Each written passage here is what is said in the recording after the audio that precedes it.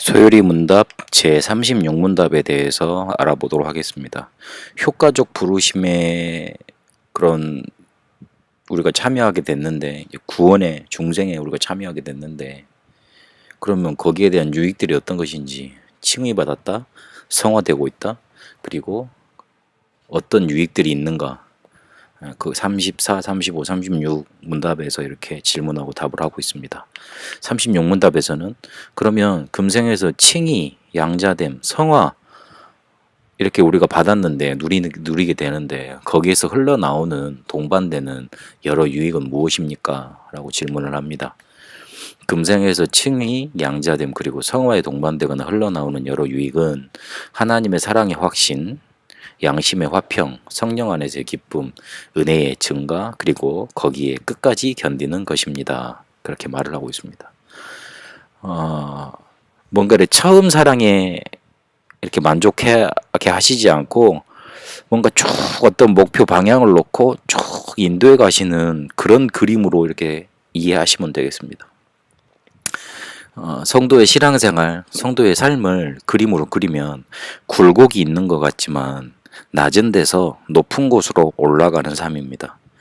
우리의 삶은 저 밑에서 시작을 했지만 결국 끝은 저 천성을 향해 가는 것입니다.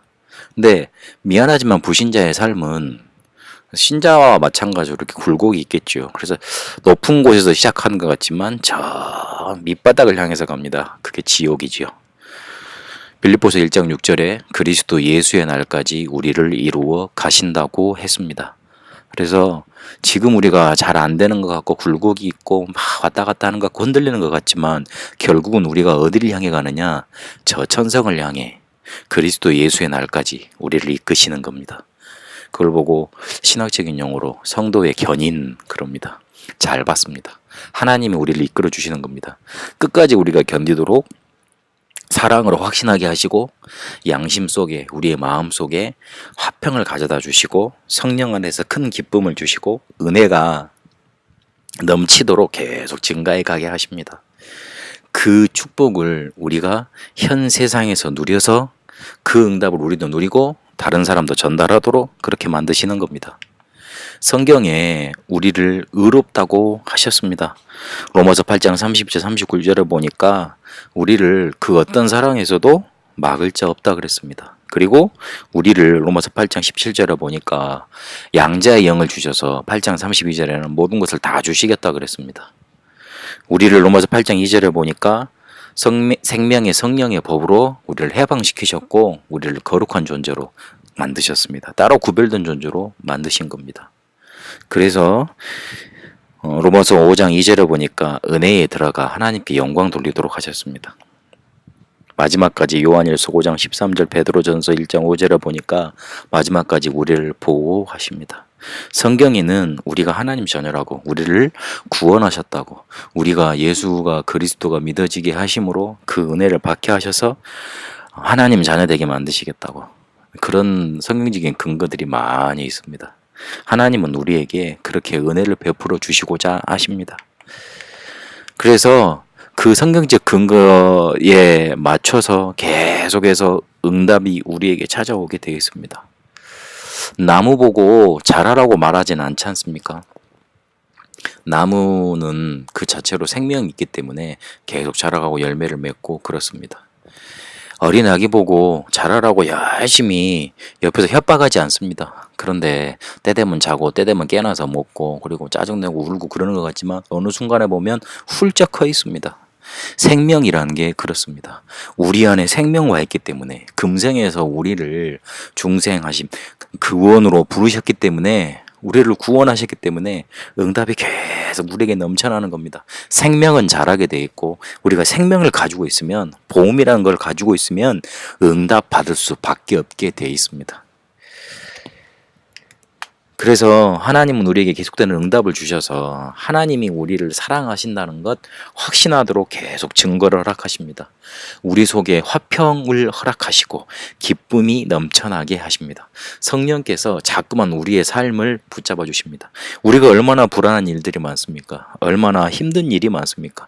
그런데 거기서 멈추지 아니하고 하나님은 우리에게 그것을 뛰어넘을 수 있는 화평과 기쁨을 허락해 주시는 겁니다. 그리고 거기서 끝나지 않고 은혜가 계속 전달되게 하셔서 궁극적으로 우리가 구원의 축복을 완전히 누리도록 만들어 주십니다. 구원이 뭔가 모자라기 때문에 궁극적 구원이라는 건 끝까지 이렇게 구원하신다는 건데, 우리가 받은 구원이 모자라서 그 구원을 채우라는 말이 아니고, 우리가 받은 구원이 엄청난 것인데 우리가 늘 흔들리니까 그걸 놓치잖아요. 그래서 그 구원을 완벽하게 누릴 때까지, 그 구원을 완벽하게 이런 거구나 깨달을 때까지, 그리고 천국 가는 그날까지 우리를 완전히 이렇게 끌어가신다는 겁니다. 끝까지 견디도록 우리에게 힘 주신다는 겁니다. 우리에게 있는, 우리가 받은 중생의 축복, 구원의 축복이 이런 것입니다. 생각만 하면 너무나 감사하고 감격 넘쳐나는 게 정상인 겁니다. 왜냐? 우리 안에 성령께서, 하나님께서 사랑의 확신을 계속 주시고 화평을 허락하시고 은혜를 계속 쏟아 주시기 때문에 그렇습니다. 그런데 우리가 틀린 신앙을 가지고 있으면, 우리 기준에 맞춰서 이게 복음이구나, 이게 성경에서 말하는 거구나, 잘못된 관점을 가지고 있으면 실패하게 되어 있습니다. 틀린 신앙은 뭐냐? 마태복음 16장 13절 14절에 있는 것처럼 그리스도에 대해서 잘못 알고 있는 겁니다. 결국은 자기의 의가 드러나는 신앙입니다. 율법을 가지고, 선행을 가지고, 공로를 가지고, 박애를 가지고, 그게 신앙의 기준인 걸로 딱 선을 그어놓고 있습니다. 율법, 선행, 공로, 박애는 당연히 해야 되는 것들입니다. 사람이라면, 정말 그 사람이 올바른 사람이라면 당연히 법은 당연히 지켜야 되는 것이고요. 남한테 어려운 일 있으면 도와주는 것 당연한 거고요. 그리고 게을르지 않고 나태하지 않고 뭔가 이뤄내는 것 당연한 거고요. 그리고 남을 생각하고 남을 돕는 거 박애 당연한 겁니다.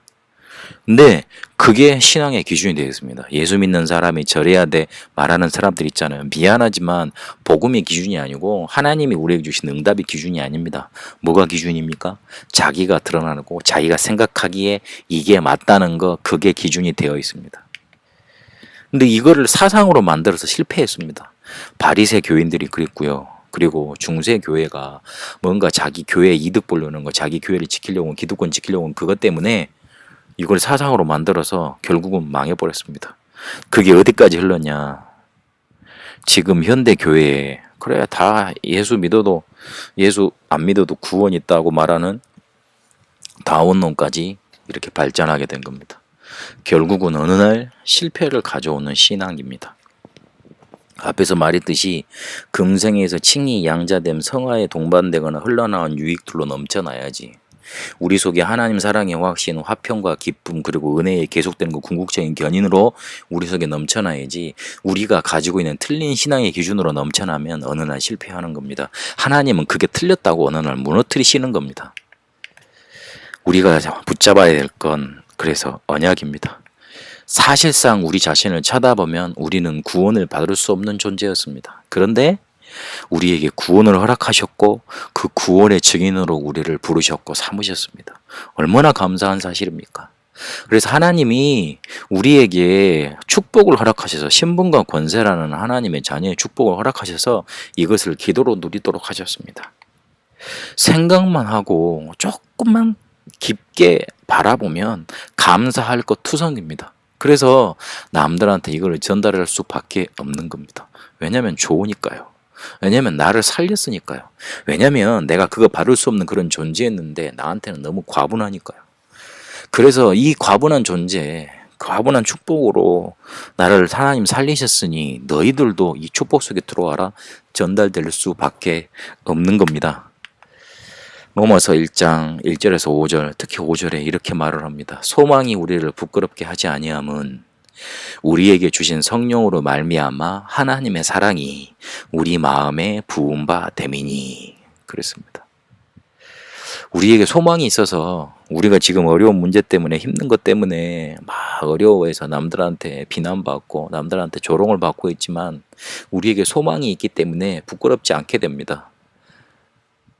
근데 그 소망을 우리가 의지할 수 있도록 소망을 붙잡을 수 있도록 성령께서 하나님의 사랑을 우리 마음속에 부어주신답니다. 여러분 그런 마음으로 넘쳐나게 되시길 바랍니다. 어려운 일을 당했을 때 사람에 대한 원망과 불평 그리고 안 된다는 그런 낙심, 좌절 그걸로 우리 인생 속에 쳐들어와서 우리의 마음을 사로잡습니다. 결국 우리는 그러면 실패할 수밖에 멸망받을 수밖에 없습니다. 하나님이 성령으로 말미암아 우리에게 주신 하나님의 사랑 그것으로 넘쳐나게 되시기 바랍니다. 그래서 끝까지 하나님이 우리를 견디게 하시는 그 축복이 여러분 삶 속에 넘쳐나게 되시길 바랍니다. 살아계신 하나님, 금생에서 칭의 양자됨, 성화에 동반되어져서 거기서 흘러나오는 유익이 우리 속에 넘쳐납니다. 하나님이 우리에게 은혜의 사랑으로 확신케 하셨고 화평을 허락하셨고 우리에게 기쁨을 허락하셨고 은혜를 증가하게 하시고 은혜를 더해 주시고 그리고 끝까지 견디도록 그리스도 예수의 날까지 이뤄가시도록 우리를 인도하십니다. 우리가 지금 안 되는 거 어려운 거 그것 속에 좌절하고 낙심하지 아니하고 짜증내지 아니하고 넘어지지 아니하도록 하나님 우리를 붙드시는 줄로 믿습니다. 우리 속에 실패되는 모든 사상은 무너지고 하나님의 사랑, 성령께서 부어주시는 사랑이 그 은혜의 축복이 날마다 넘쳐나게 하옵소서. 살아계신 우리 주 예수 그리스도 이름으로 기도합니다. 아멘.